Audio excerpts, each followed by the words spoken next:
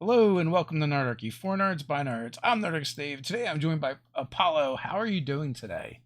I'm doing great. I'm an animation student, so I'm permanently tired, but that never changes. So, Well, that kind of leads into my next question, and that is kind of if you could introduce yourself and tell people a little bit about what you do.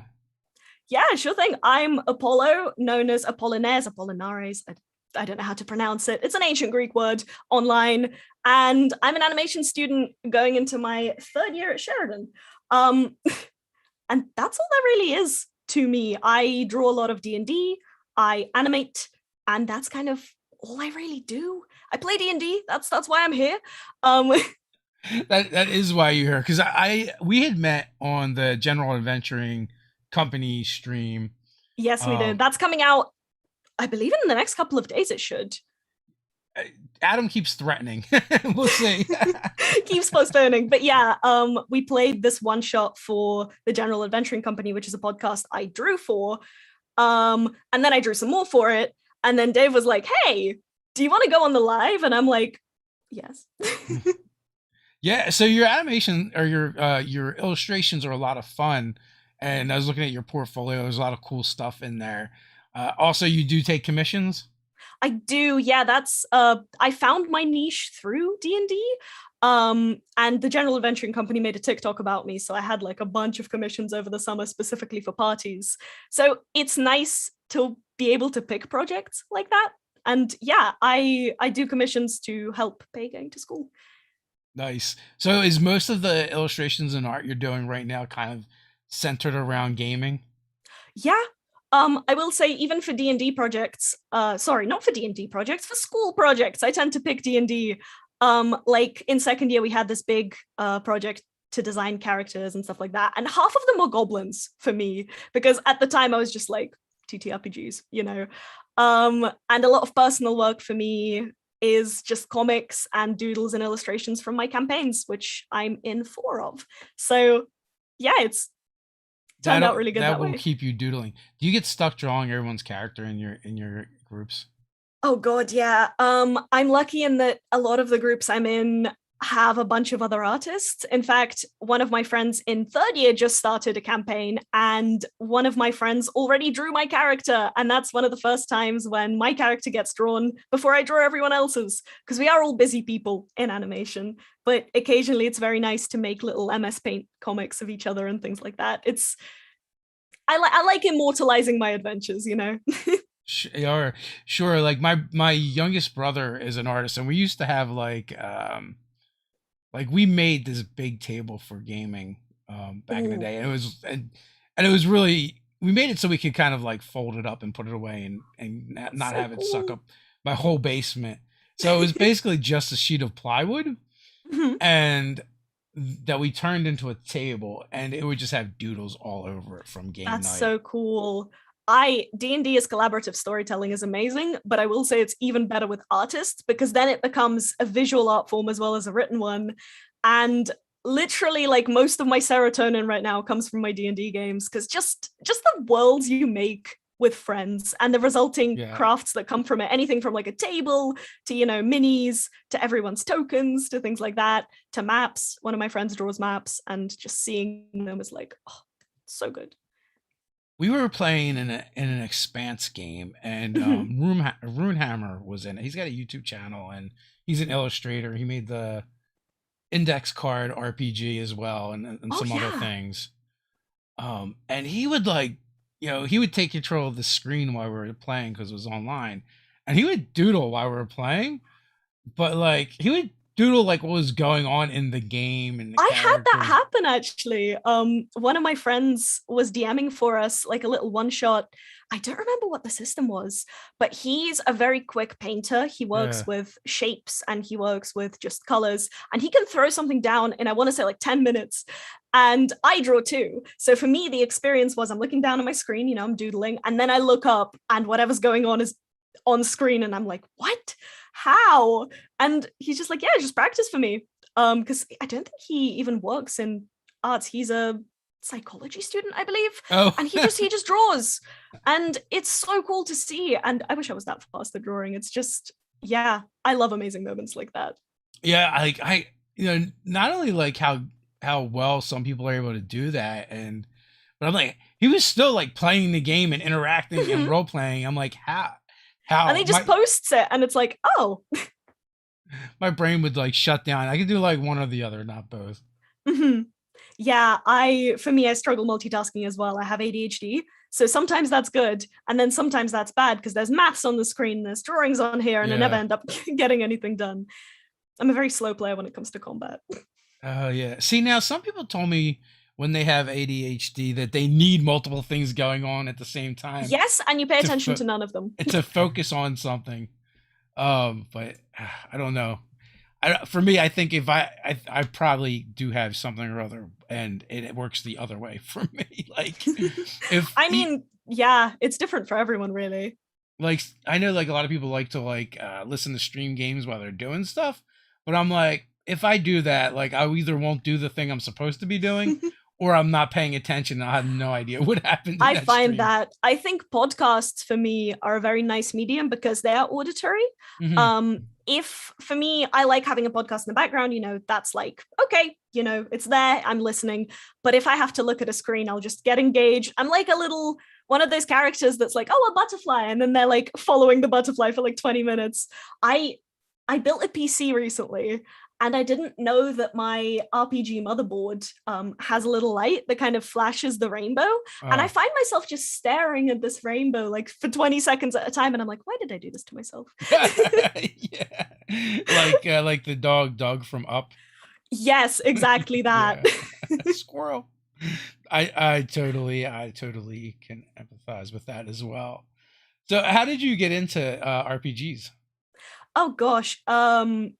Like many people my age, I'm fairly young, I'm 21. I was 15 when the Adventure Zone was ramping up. And one of my friends actually says, like, oh, I don't get you, like why do you listen to podcasts? I don't get it because I can just play RPGs. I'm like, I was a depressed 15-year-old with no friend group. Yeah. This was it got me out of a very dark place. Actually got me popular on Instagram because I drew fan art for it. But for a while I learned about it first through the Adventure Zone.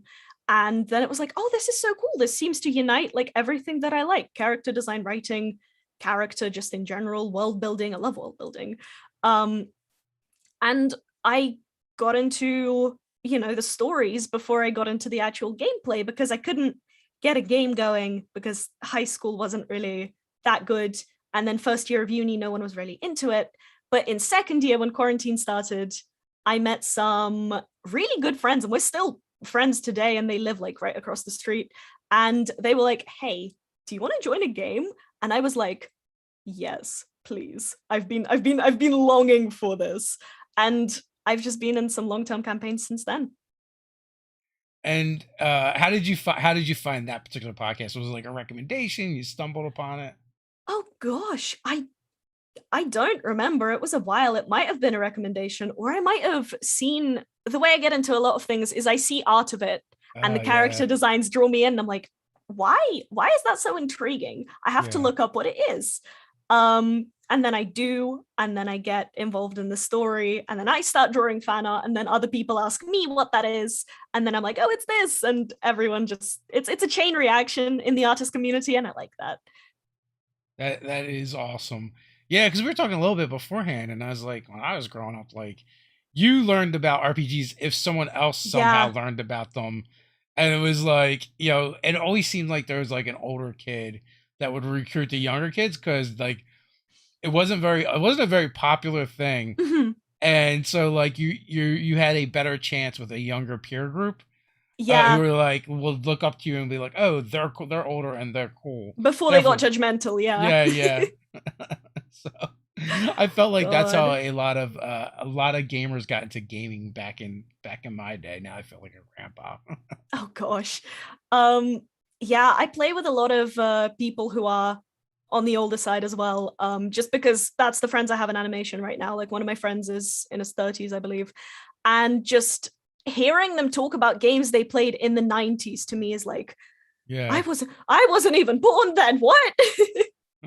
I like how it's very transcendent. Like D&D is still going and there's still stories being made. And it gives me hope too, because if you started in the 90s and you're still excited about this game and you're still making stories with your friends, then like hopefully 20 years down the line, that'll be me.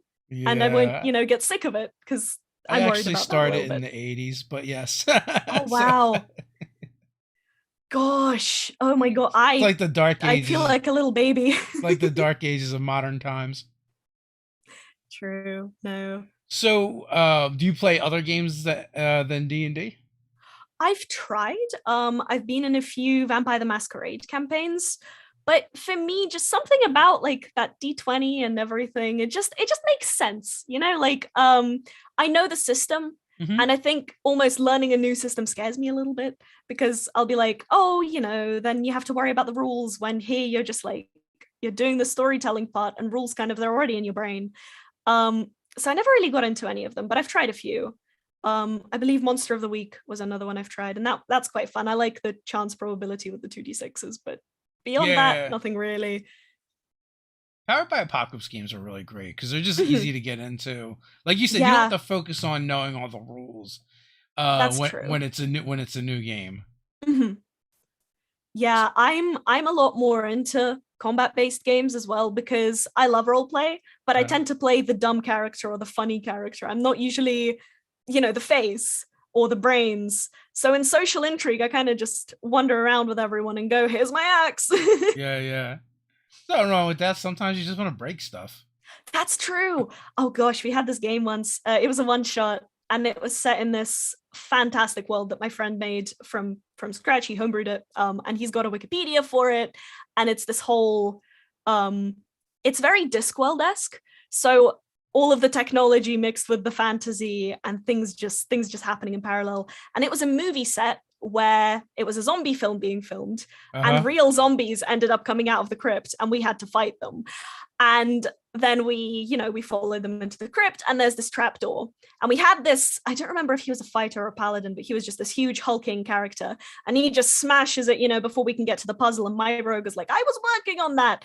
And then it turns out that the DM, because it was a one shot just for fun, he knew that we were going to have that fighter character, and he didn't even prepare a puzzle.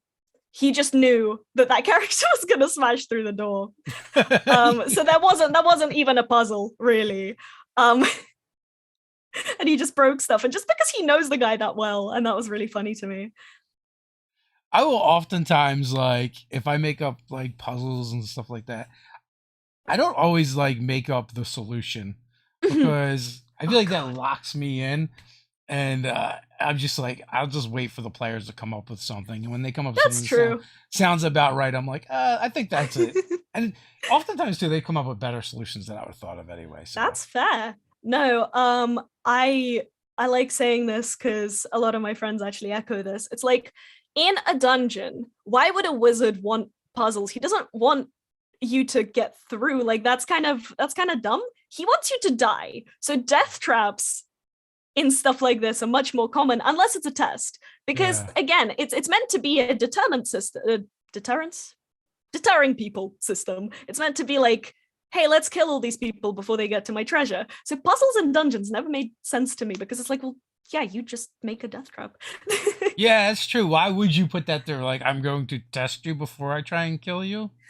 Exactly. I mean, I guess in a sense, like maybe if it was like a tomb or something where, That's true. If it's a test of some kind. yeah, where you like, oh, only the worthy will get through, and Mhm. then like, yeah, then it makes a lot more sense. But But in like someone's vault, it's like, no, just one of the best traps I've seen is just like I love world building just in general. I've said this already. We uh, were oh god, I'm forgetting my words. I'm Russian, by the way. um we were investigating, I think, a kobold den. And one of the traps was just a tripwire with pots and pans, which is so up their alley. Like, I was thinking about that. And yeah, like you trip the wire, noise happens, they all run out and attack you because they know you're there. It's the best medieval alarm that I can think of. yeah, And yeah, it's so in character for them because, yeah, they're little chaos gremlins. They're just going to put everything up and, you know, I like that. I like the idea of people coming up with traps and stuff from what they've got because that's fun. do you have a favorite types of characters? Well, I know you said you prefer characters that are more more hitty than thinky or facey. I've played a few different ones. Right now, my four are a monk, a rogue, a paladin, and a cleric, I believe. And honestly, I'm very into traumatized characters. I feel like a lot of my characters have had past things happen to them. I think, God, one of them might even be a cult escapee. Like, I like Uh, characters that have, circumvented and are now just, they don't know what they're doing. They're traveling the world, whatever have you. so And kind of like a journey of yeah, discovery. I prefer that as a base rather than a particular race and class. I do have my rogue right now. I don't think I can play a rogue again because she's perfect. She's got the skulker feat, the crossbow expert feat, and I think sharpshooter, or maybe just the first two. And so her whole battle thing is she hides, she gets sneak attack, and she like pierces three people in a row, and she hides again. She frequently takes no damage in a fight, and I just love that. It's rogues are fantastic, honestly, with all the expertise. They're just brilliant. So Rivers RPG channel wants to know: have you heard of Grimtooth's Traps? I've heard, is that the book where there's like all of these deadly ones I and it's think meant to so. be like, yeah, I think I've skimmed the PDF and I was like, oh God, oh why? I love the way it's written. It's very much, and if you want to torment your players in this particular way, here's a way to do that. And it's like, thanks. I have these bees now. What do I do? Right. Um, yeah, I feel like 5e makes it less about being unwinnable and more about having fun. And I like that because again, it doesn't matter how you play D&D. Some people like a very, you know, descriptive style with like cinematic storytelling, and some people don't like that. Some people prefer, living it. Um, and some people like roleplay, some people don't. But the point is, as long as your group is having fun, you're playing it right. So There shouldn't be a right way. nah, for sure, it's whatever works for your group. So, That Mr. was a bit of a Creative, I tangent, will but get yeah. to your question in a second. When you mentioned bees, that made me think of I had a character that tried making a bee trap. Like there was these beehives, Oh and no. I managed to get a hold of one. And I was playing a goblin alchemist in a Pathfinder game, Amazing. and I was like, oh, I'll use and I guess we did do something with a bear. I don't know. I think the Oh bear god. was like hanging out near something we needed to get. Of course it was So a goblin that came up with this. Of so I'm like, course. I'll use the beehive to distract the bear with the honey and the bees. My crib fumbled on the throw, Oh no.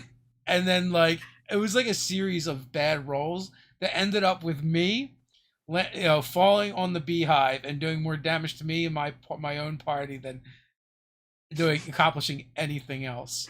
That's funny. I find the beginner players a lot of the time worry about that, but Yeah, sometimes I that live for type of that stuff. failure causes the funniest moments. We had this once where we're investigating a basement, and it's a noble, some scammer twins, and another noble and a paladin, I believe. And we're all looking at this toilet looking thing. I think it was a drainage pipe where like in the sewers evil things were happening, but we're trying to get there. And the noble's like, what is this? And he rolls a 4, which makes sense for him because he's never known stuff that the peasants use. He's like, it's some sort of toilet. I don't get it. And then he's like, why don't you take a look at this? And the paladin comes up and is like, I know what this is. Rolls a 5. And he's like, I have no clue what this is. Hey, you guys, give it a go. And basically, long story short, we rolled a 4, a 5, a 6, a 7, and a 9 for half an hour. We were trying to figure out what this was. And it sounds quite boring now, I suppose, on a retelling, but at the time, it was just a group of 5 people in a Discord call just howling with laughter. And the rolls were coming up on what was it, the Foundry, I think we use. Uh-huh. And every time a new roll came up, it was just another bout of laughter, and someone's mic cut out, so you can just hear in the background of one of the players another player just dying. I love that game because these moments can come from absolutely nowhere, and I that's the am beauty of D&D. I am bad at rolling generally, but Mm. Foundry I reached new levels of bad with. Oh no, what did you uh, do? just rolled a lot of bad rolls. God, yeah, like 3 nat 1s in a row. I've had that. I've had Yeah. 3 nat 20s in a row. That was very new for me. Oh yeah, Um, we had that happen one time. We were playing a game called Open Legend, mhm. and it's an exploding die system. So when you roll a Oh, 20, you get to roll the you when you roll max number, you roll again. mhm. And my brother rolled 3 20s and 11 for a 71, but it was like an innocuous roll that just didn't really matter that much. That's And always the worst. yeah, and for a while, that was the highest role that the creator of that system had seen. Wow. I want to jump into Three the nat 20s. chat real quick and grab Mr. Creative's question. Um, he wants to know, what software do you like using? Oh gosh, there's a lot. Most of my work for commissions that you'll see on my Instagram, I do on my trusty little iPad, and I use Procreate because it's $10 one-time payment, and the features are amazing, and I can do this on the go. I work as a teacher on the weekends, and when all the students are working, I just sit in my corner doodling, and that's only really possible with an iPad. On my like for school stuff and just on my setup here, I have Toon Boom, Toon Boom Harmony and Toon Boom Storyboard Pro, and they're fantastic for rigging, which is what I like. For some traditional animation, I suppose you could use it. It is vector, but I do like it quite a bit for some stuff. And then Storyboard Pro is just a very industry grade piece of software for storyboarding. So yeah, Photoshop. I use it, but I don't necessarily like it because of Adobe's whole thing. Clip Studio for me is a lot better, and it is a one-time payment. So find your cheap alternatives and use them. What is the favorite character for you that you've drawn? Uh, as in just favorite character of mine.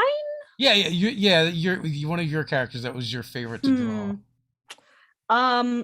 I made my rogue Blue Jay recently, and she is a half elf, but because of where she's from on the continent, she's half sea elf.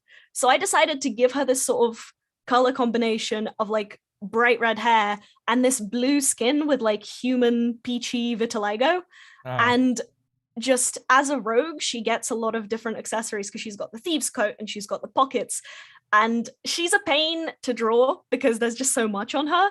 But yeah. every time it's like, what else can I fit in those pockets? Because I like her being one of those characters that's like, everyone present your weapons. And she's the one that shakes the 3 daggers out of her shoe and like shakes her coat, and a hunting trap falls out. But she Yeah. does have a hunting trap somewhere in there, like a Of bag of course. flour and things like that. And she's basically the more kind of magpie-esque a character is, the more they gather, the more interesting they are to design for me. But anyone really, I like just making things. Yeah. So when you're illustrating or drawing and designing, do you come up with stories for what you're creating, or Hmm. is it just imagery? Usually it has to be stories because lately my main three things have been commissions, assignments, and D&D drawings and fan art. In fan art, obviously the story's already there for you. Um, in school assignments, usually they tell you, okay, so here's the prompt, follow the prompt. And if it's a very vague one, like right now I'm working on a pantomime assignment or action analysis, I suppose, where we have to come up with a storyboard and then animate a chunk of it. And that could be of anything. So of course the script comes first, and in mine it's a little pirate escaping from a jail. And then I design characters based on that story, and that's how it really works in animation. You get a script, you get a prompt, and you design it based on that. Which is why I like D&D, because it's the same thing really. You get your character sheet, and then you're like, hey, cleric, this, here's the equipment, draw. I find that when I doodle just for the sake of doodling, stuff comes out really half baked. Um, Okay. I envy people that can just go to town and just make a character. For me, I have to flesh them out in my mind first and then put them on the page, so to speak. So, is there any particular like D&D races you like to draw that are more fun than others per se? Hmm.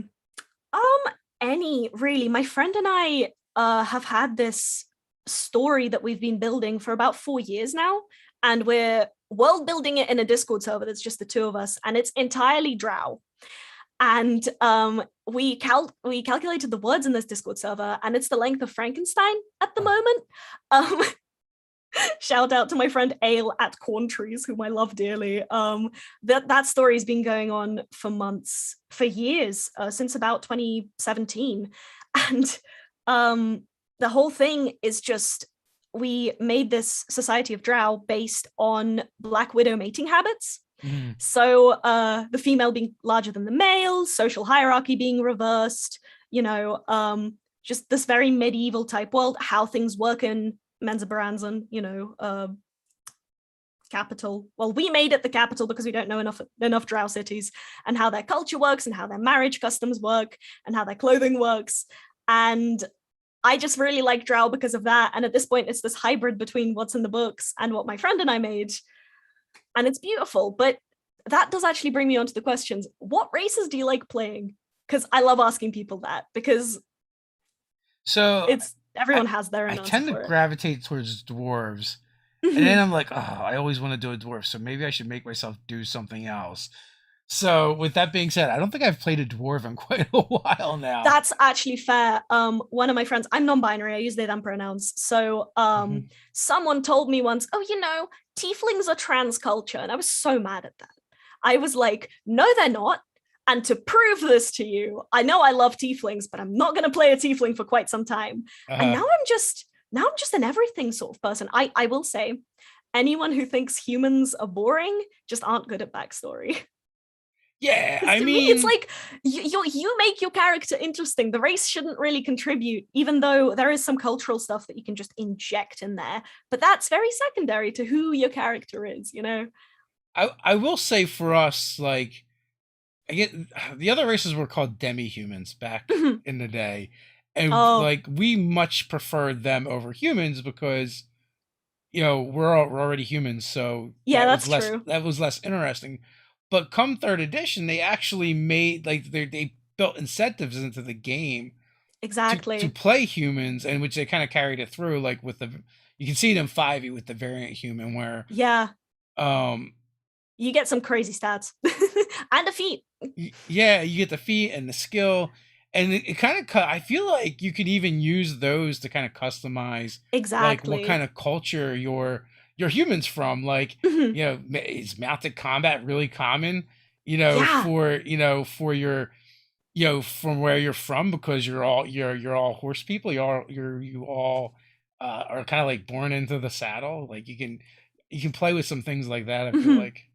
God, I love that. Like in one of my games, this world that we're returning to, and it was for a while the DM didn't really do much with it, but it's a world that he's homebrewed since the 90s. And he had like a whole Triton civilization thing planned out. And then we asked questions about it because my friend and I play Triton twins. And we were like, so, what are they like? And he gave us this PDF or Google Drive or whatever document of just Triton culture and how Uh, they and immediately we started asking more questions because we're both artists, and our like world builder writer brains just went, what is this? I want to know.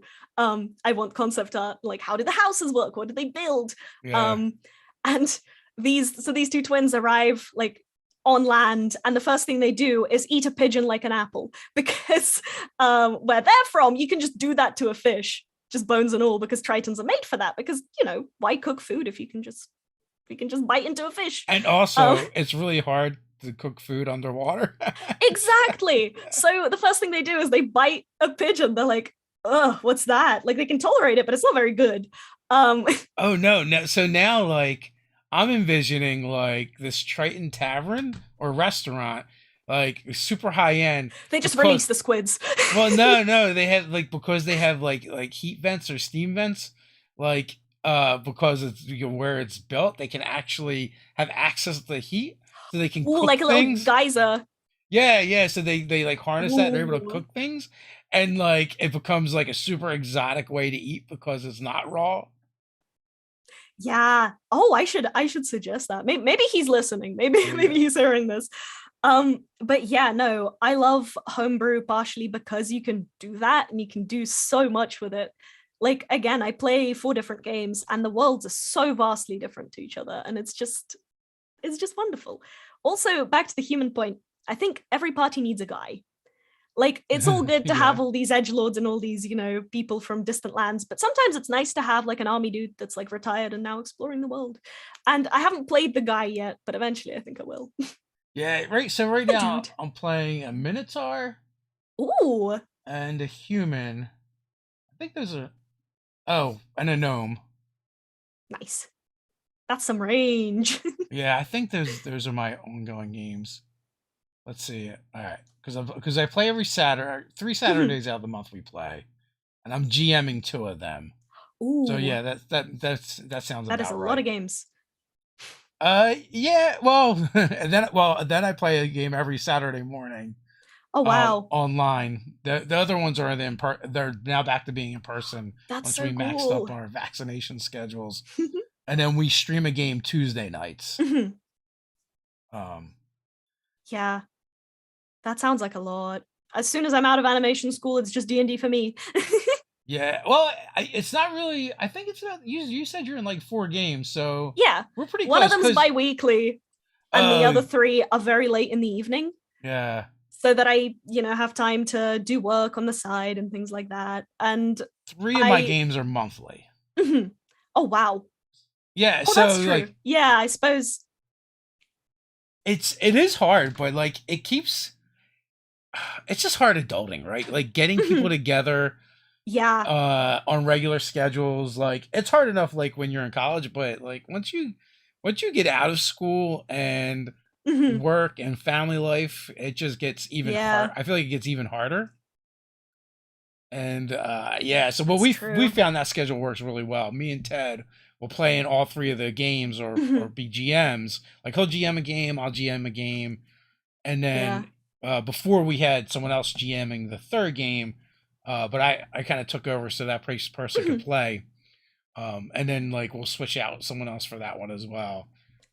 And then like our Tuesday night streams, we do 12 sessions, and then someone else in the group will take over I see. and run something.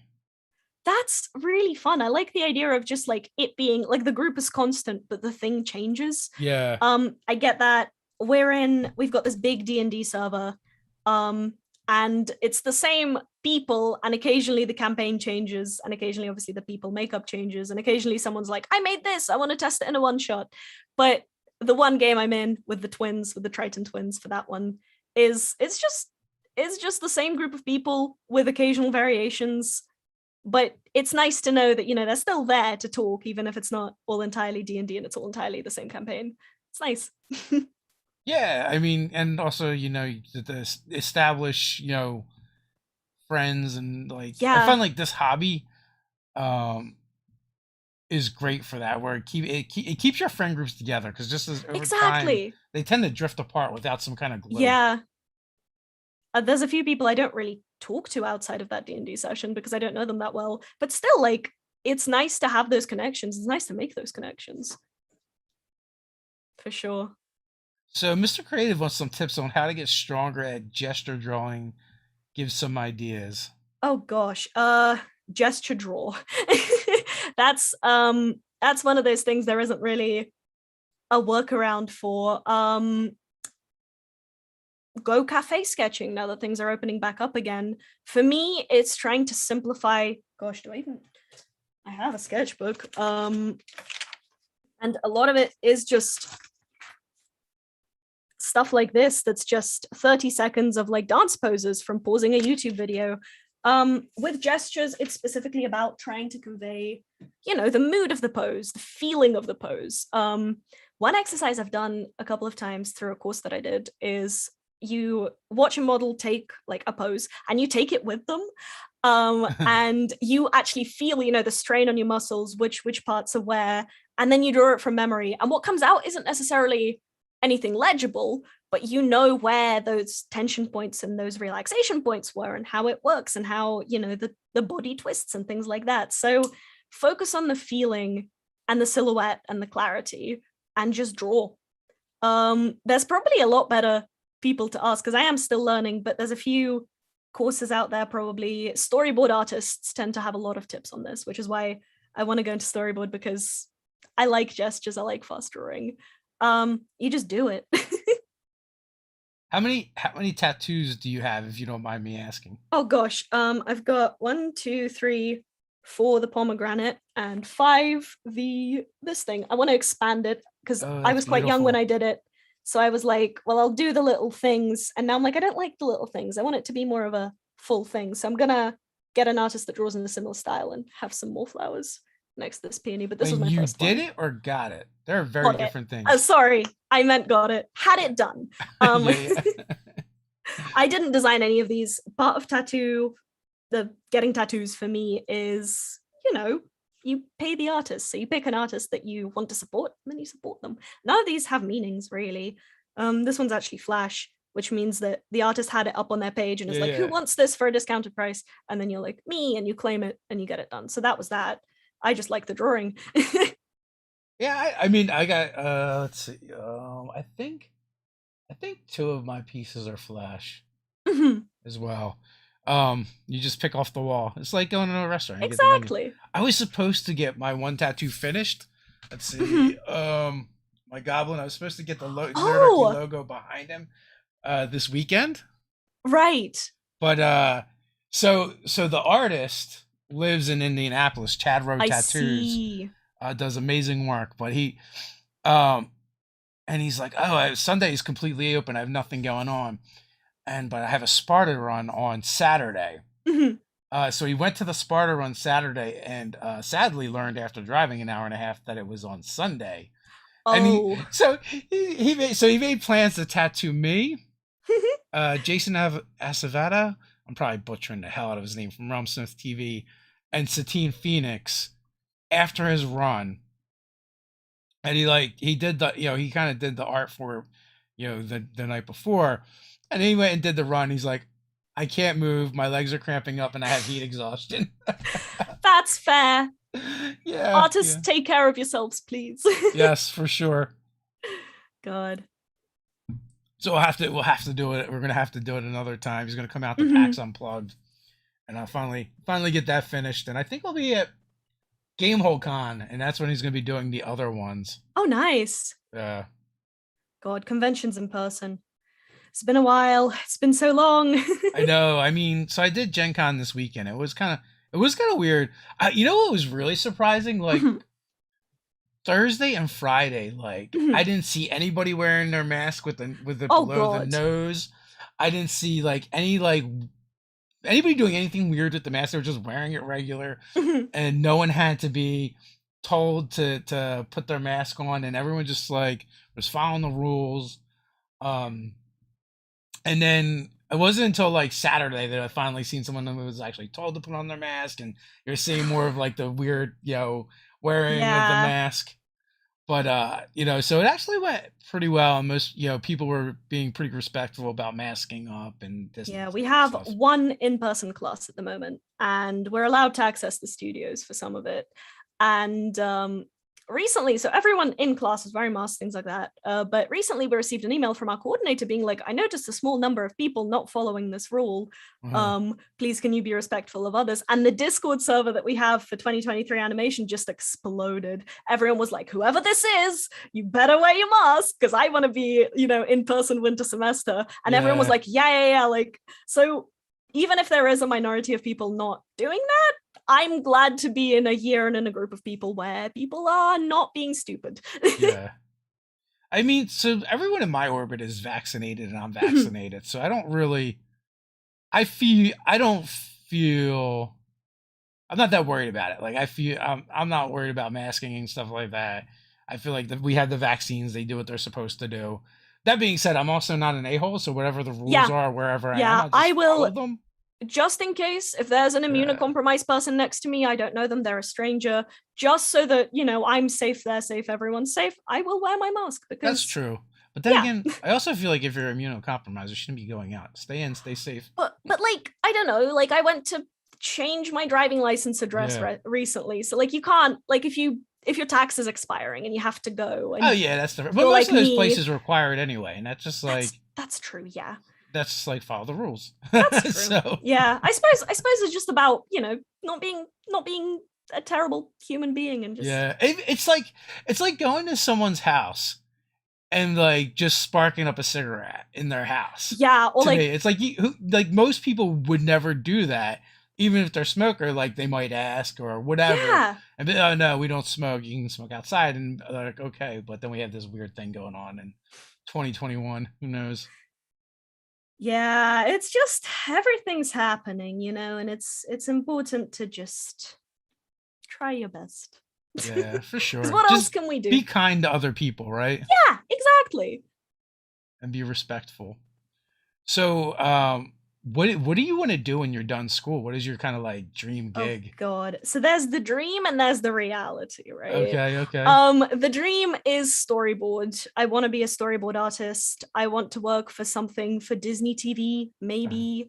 Um, Nothing. I don't necessarily have dreams to direct. I'm very much like I'm perfectly happy working on other people's projects, but Viz Dev sounds quite cool too. But those things are very difficult to get into and very demanding. So chances are that with my, 2 jobs and my ADHD and this and that, I might not do that straight out of school. So for me, I build rigs. I like the idea of rigging. I like the idea of rigged animation. So I'll probably be doing that or storyboard revisions because Canadian animation industry, if you want to hear about this, is very service. It outsources, well, America outsources a lot of work to Canada, so that small studios can do various things for them. So, for example, Kid Cosmic, my friend actually worked on rigs for Kid Cosmic, which is phenomenal.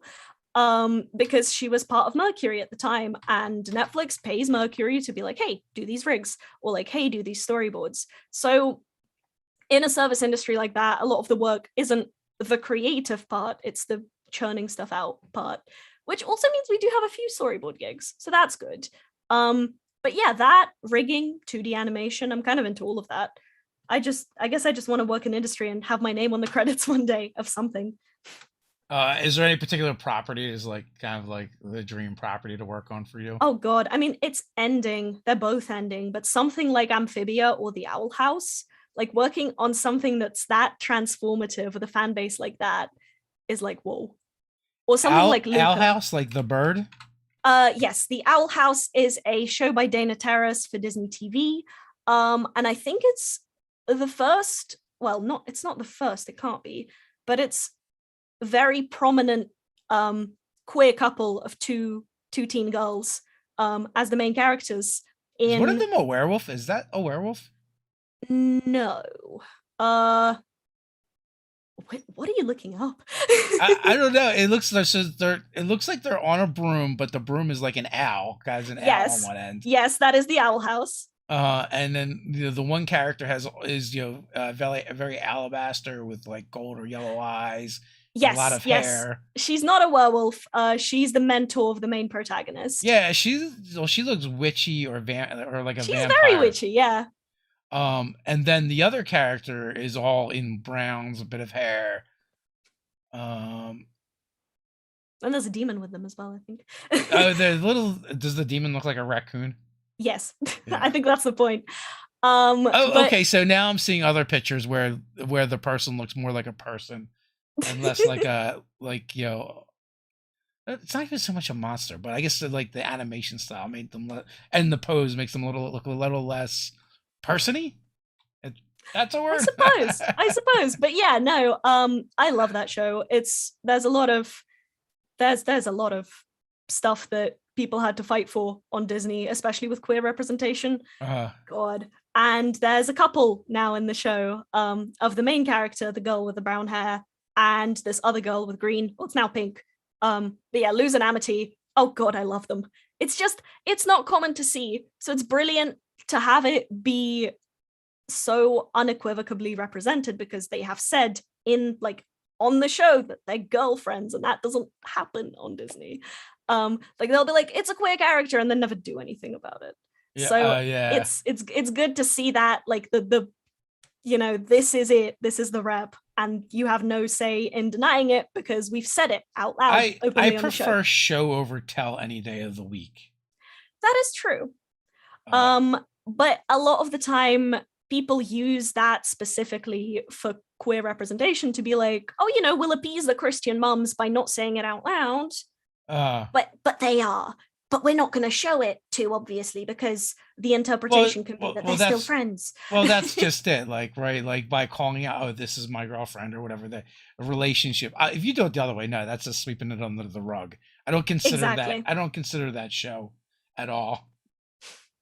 And what was the other show? The other show is Amphibia, and that's also Yeah. Disney TV, and that's just the third season, which I think is the final season, is coming out soon. And it's a girl being transported into a world of talking frogs. And the character designs on that and the animation on that, it's very rubber hose, Uh and huh. I absolutely love the style.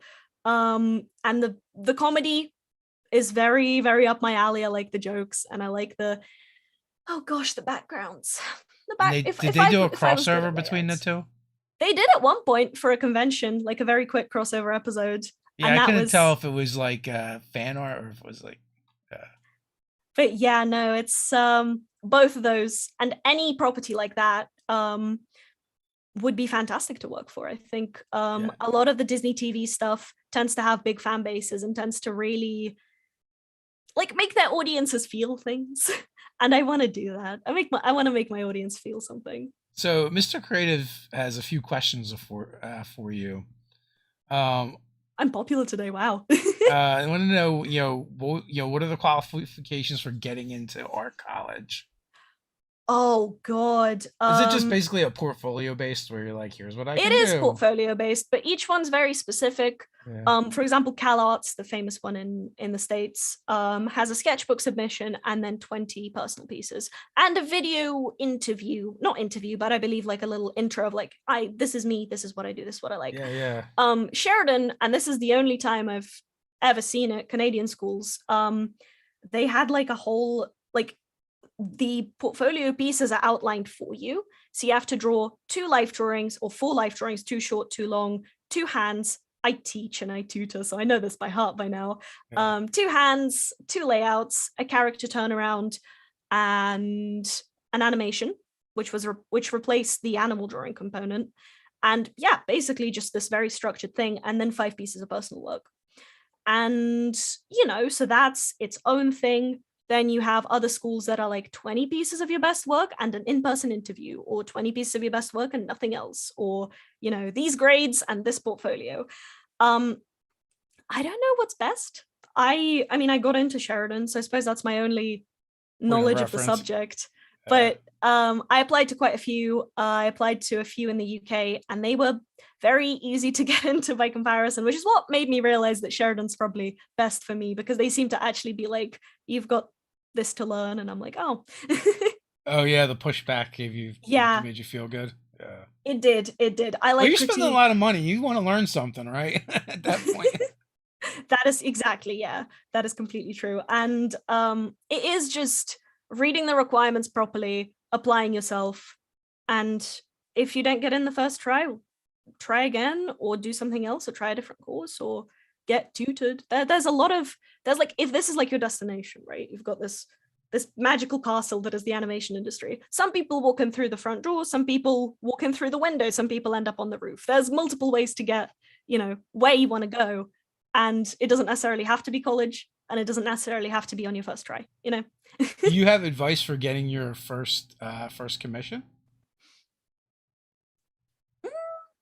How did you Mine, get your first commission? oh gosh, I think it was a friend. Yeah. I've been offering commissions since the tentative age of 15. Hmm. When one of my friends took pity on me, I believe, and went, I want my OCs drawn by you. I'll pay you. And I was like, what? Hmm. And then usually how a lot of artists do it is they put a commissions open post on their Instagram, and they'll, or whichever media they're, doing that stuff in, and they're promoting themselves in, and they'll have the post, and the post will be up, and it'll have their rates, and it will have maybe rules. Some people don't like drawing certain things. Some people, do like drawing certain things. Like, please don't make me draw real people. I don't like it. That's a fair request. I've seen Um, a few people get hired from doing fan art. yeah, that's surprising. There is also the downside to that, of a lot of accounts on Instagram reposting things, like when they screenshot it and post it, and sometimes they will tag the artist, but sometimes they won't. And that means that that can be flagged as plagiarism. And that means that studios won't necessarily hire that person. And it's a whole thing that I don't want to get into because Oh wow. it's still a current issue. But yeah, so commissions lately, because I have a fairly, it's not huge for an artist, but it's a fairly big following. It's up there. And so people tend to just grab slots when they're open right now. But yeah, shares and promos and things like that usually tend to help. So it sounds like draw a lot of stuff, put it out into the world, and maybe Put it someone out will into the want you to draw world. something like that as well. Exactly. I actually, for the adventure, oh God, I'm mixing them up now. The General Adventuring Company, the podcast that we've did a one shot for, the reason they approached me is because they were looking for artists on Twitter and they found my friend Giselle. And Giselle just got, by the way, super proud of her. Shout out to Giselle. She just got a story internship for Disney, I believe. And she was like, I'm hella busy, but I know one person that hasn't shut up about D&D since the start of first year. I think they do commissions. Their name is Apollo. And then Adam reaches out to me and goes, hey, Giselle sent me. Do you do commissions? And I was like, yes. Yeah. So having friends who are also artists can be really helpful because then they, TGAC made a TikTok about me, and I'm not on TikTok, but they did, and suddenly I have this influx of people being like, hello, do you do party commissions? And I'm like, I do now. I've definitely worked with artists for that in that same capacity where either the original artist was just too busy or it wasn't a piece that they wanted to do or felt comfortable with. So they're like, Yeah, but I know this person and they'll do a good job. I've done that for people. Like one of my friends was like, I'm looking for an artist. I will commission you something else, but this has to be in this style. And I look at it and I'm like, oh, my friend Elena draws in that style or something like that. And I just send them on their way, and occasionally things happen, and it's good. The community should uplift and support each other. That's the crux of it, really. Yes, more of that in all communities. Exactly. It is. It does not have to all be a competition. Yes, agreed. Like industry, there are jobs. There are jobs, and sometimes you aren't good enough for all of them just then, and that's okay. And sometimes they just have this person they trust that has been working with them for 20 years, and that's okay as well. And yeah, just reach out to your peers, network with your peers. Don't try and talk to those people that are like miles above you and have like 100K each. Of course, it's good. It's good if you have them as friends. Like in one of my D&D campaigns, I actually have Amy King, who a lot of people know for her Critical Role art. And the DM was just like, oh, hey, can my friend Amy sit in? And we meet her and I'm like, that's Amy King. I've been looking up to her for years. And nice. She's just someone's friend. So it's like, yeah, you reach out to your peers. And then that's your network. And then it expands and it grows and you meet producers and you meet recruiters and it grows even more. Do you have any artists in particular that you found to be most inspirational for you? I think it changes every couple of years. Right now, it's probably, oh gosh, I'm gonna honestly, it's lately it's been just I see something on Instagram, I save it for later, and I don't even read the username, and then I go back and read it. The person who did art direction and storyboarding for Luca has these super vivacious little designs of the sea monsters, and I absolutely love them, and they're all saved on my Instagram. And then you have that was a really good movie. It was fantastic. And then I have the art book actually. And then you have people like Kiana Mai, who's like a famous storyboard artist that's huge on social media. And you look at their stuff and you just get connected. And then there's people you meet through fandom whose fan art you like. And honestly, all of my peers, I'm super inspired by all of my peers. God, if I had to list them all, I probably would run out of paper. In a lot of schools, I think you have this where most of your following and most of your follower, like the people you follow, is people in your program. And then you're all watching each other do the same assignments and you're all looking at like, how did they approach this? How did they solve this problem? And you look at them and you're like, I wish I was that good at backgrounds, or I wish I was that good at animation. You ask them and they give you tips and it's fantastic. Gosh, who did I have a conversation with recently? I can't remember, but I had a conversation with a friend about like posing and things like that. And I was like, how are your designs so, this? and she was like, "Oh, how are your designs? So this other thing, I've been trying to get that in my work." And I'm like, "Oh." It's just, it's being inspired by each other rather than it going one way is a huge thing for me lately. That's funny. It makes me think of my brother when he was in art school, and they were like underclassmen, and like there was this one upperclassman who they like all looked up to, and I think he does like some comic art now and stuff. And they're like, and they, and they like went up, approached him, a group of them approached him, and asked for help or tips or whatever, and he was just like, "Get better, bitch," and not super Never meet your helpful, but heroes. not super helpful, but it was pretty funny, and it became a saying like in our friend group for a while. Get good. Um, Yeah, yeah, God. Uh, yeah, honestly, anytime a new property comes out, like Luca or like Klaus a few years ago, I just stay glued to it for a bit, research all the artists, save them all on Instagram, watch, and that's totally fine. What's a classic thing I like? Thing I like? Anything Ghibli. The backgrounds in Ghibli are, oh, they're so good. Just looking at them and looking at the way they've layered the animation is, it's a lot. Just looking at how much good stuff there is out there, you know. Do you have any like favorite commissions that you did? Hmm. I mean, TGAC was very good because normally my commission turnaround was very quick, but with them, because it was for a podcast, I Mhm. got to sit down with each person and hear about their characters and be like, and ask them questions. I think I still have like my book of notes somewhere. And it was just talking and it was just having this lovely conversation. And that was perfect. That was just getting like prompt feedback immediately. Because a lot of commission artists, we say stuff like, "Oh, there's a limited amount of changes you can make. Please be, concise with them." And then people like, they'll wait until the very end and they'll be like, "Actually, I don't like the pose." And it's like, you've had your chance, buddy. Pay me more. um, but yeah, a few of my returning clients are also amazing because it's like you've already had this character drawn by me, and now they went through a transformation and you want another drawing of them by me Yeah. again as an update. Wow, that's a huge honor. Recently I think this person asked me for her third commission from me of her tiefling.